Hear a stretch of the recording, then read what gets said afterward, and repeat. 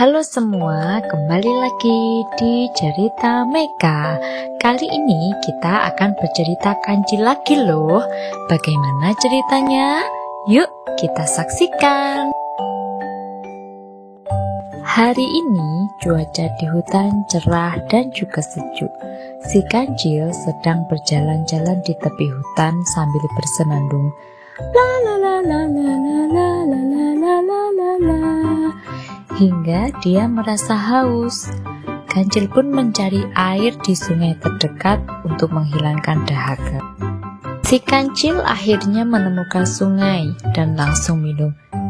Ceguk, ceguk, ceguk.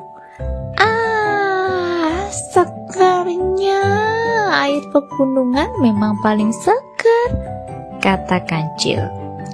Di tengah dia minum, terdengar suara rintihan kesakitan. Karena suaranya pelan, kancil jadi tidak tahu suara siapa itu. Dia pun mencari sumber suara itu. Akhirnya kancil tiba di tempat suara itu berasal. Dan betapa kagetnya dia, ternyata suara itu berasal dari rintihan kerbau yang kesakitan karena kakinya digigit buaya. Kancil pun mendekat dan mencari tahu masalah mereka berdua. Halo, selamat pagi Pak Kerbau, sapa kancil dengan ceria. Selamat pagi Pak Buaya, sedang main apa kalian? Lanjutnya bertanya berlagak bodoh. Selamat pagi Cil, jawab buaya tanpa melepas gigitannya. Pagi juga Cil, jawab Pak Kerbau dengan lemah dan kesakitan. Kami tidak sedang bermain Cil, Pak Buaya mau memakanku. Padahal aku baru saja menolongnya, tapi kakiku malah digigitnya. Aduh, sakit sekali Cil, lanjut Pak Kerbau. Tunggu sebentar, aku tidak mengerti. Coba jelaskan apa yang sebenarnya terjadi, ucap kancil.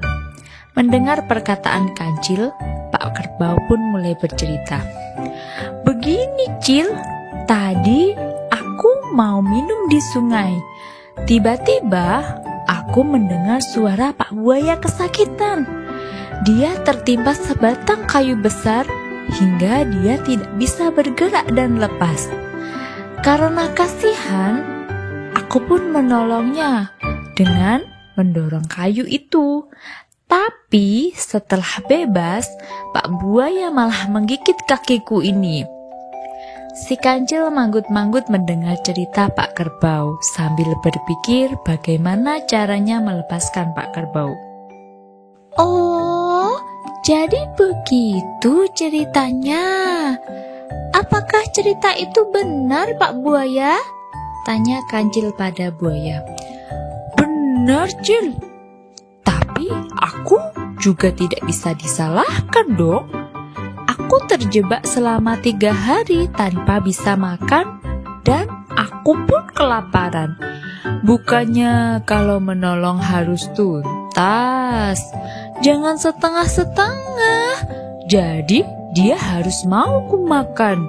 Benar kancil?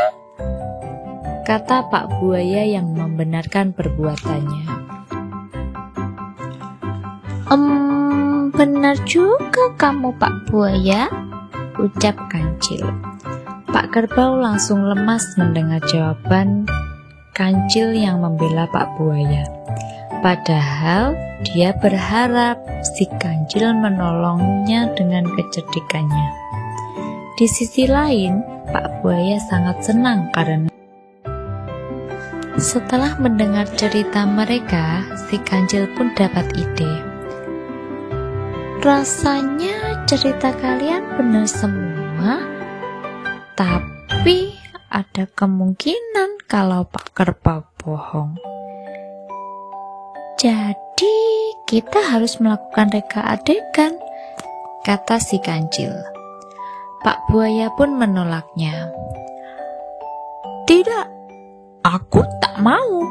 Nanti kalau ku lepas gigitanku, si kerbau ini pasti lari.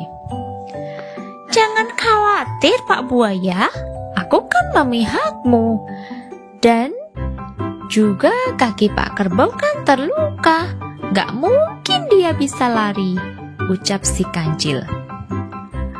Baiklah, tapi kamu harus menjaganya supaya gak lari-lari, jawab Pak Buaya.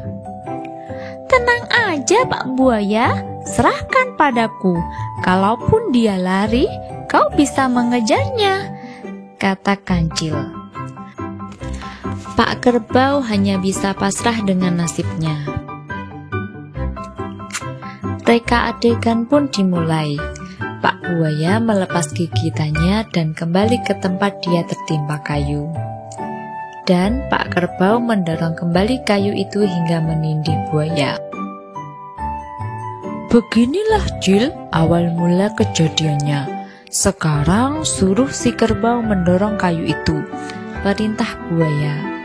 Lalu si kancil pun bertanya kepada kerbau. Apa kamu masih mau menolongnya? Kalau sudah tahu apa yang akan terjadi selanjutnya? Tentu aku tak mau, Cil.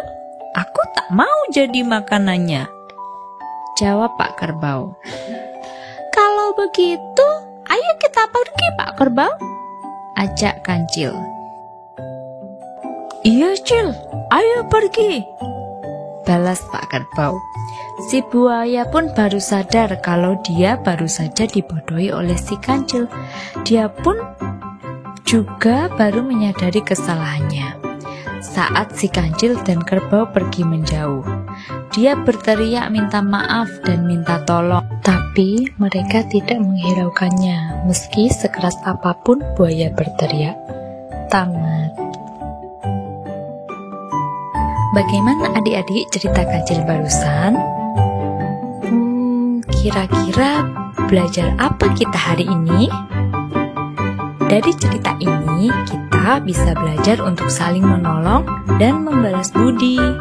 Jangan sampai malah mencelakai orang yang sudah menolong kita. Sudah dulu ya adik-adik. Tapi sebelum berpisah, jangan lupa subscribe and share ya.